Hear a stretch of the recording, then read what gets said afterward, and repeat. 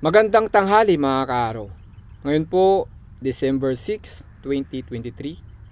So katatapos lang natin pong magpatubig mga kaaraw. Yan po, sa pali na yan. Yan, yung hanggang doon po sa highway. Sabi natin mahigit kalahating hektarya. Ang pali na yan ay 47 days. Nasa fruiting stage na po siya. Kaya kailangan na po siyang mapatubigan para medyo mapalaki natin ang kanyang puno, medyo mapahaba upang magkaroon din po ng medyo mahabang uhay ika nga, para po hindi po mabansot. Kasi kapag nabansot ang palay, maiksi ang bunga, kaunti ang maaani. Kaya yan po, 47 days at pagkatapos ko pong magpatubig kahapon ay inabunuhan ko na rin po siya para mayroon siyang para lalo mapalaki natin pa siya at mahabol pa po natin yung pagtaas upang mapahaba natin ang kanyang uhay. So yan po mga kaaro, muli pack up na naman po ako ngayon pag natapos pong magpatubig. Pero dahil sa init ng panahon, mga after 1 week, kung wala na naman pong tubig at wala po talagang maaantay galing po sa taas, sa mga pinanggagalingan ng tubig, ay bubumbahin na naman po ito.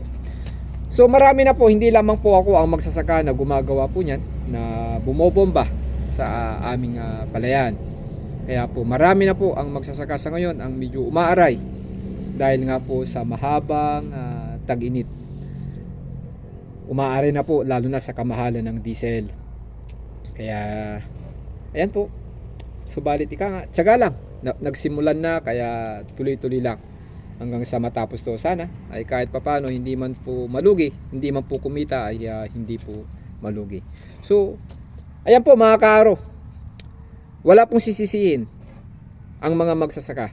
Ano man po dinaranas po namin ngayon, talagang ganun.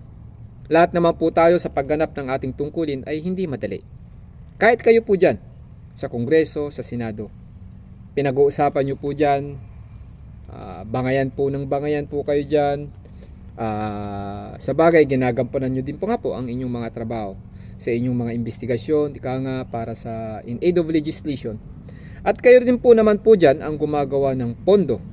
Sana nga po hindi sapat na bigyan po ninyo ang magsasaka ng ayuda na libreng abono, ng libreng binhi. Kasi ani naman po ng mga magsasaka ito kung wala naman pong tubig na gagamitin para mabungkal ang lupa at mapatubigan ang mga palayan.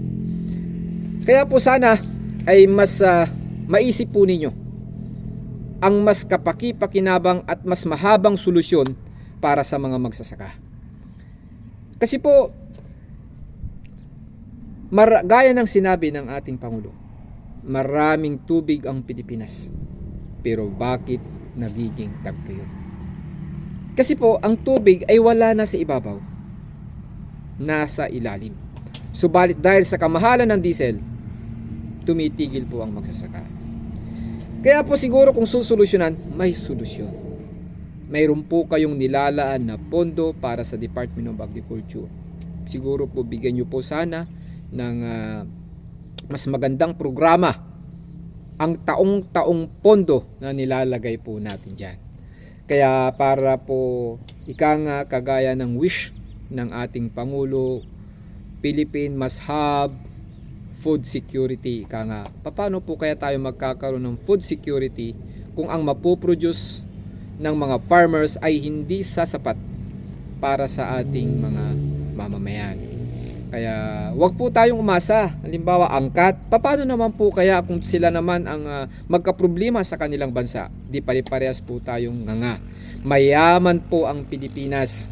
Kaya nating suportahan ang mamamayan dito sa Pilipinas.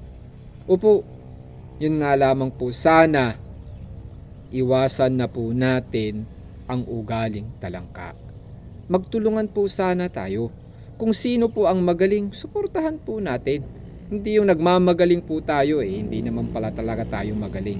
Hindi yung magaling, suportahan po natin.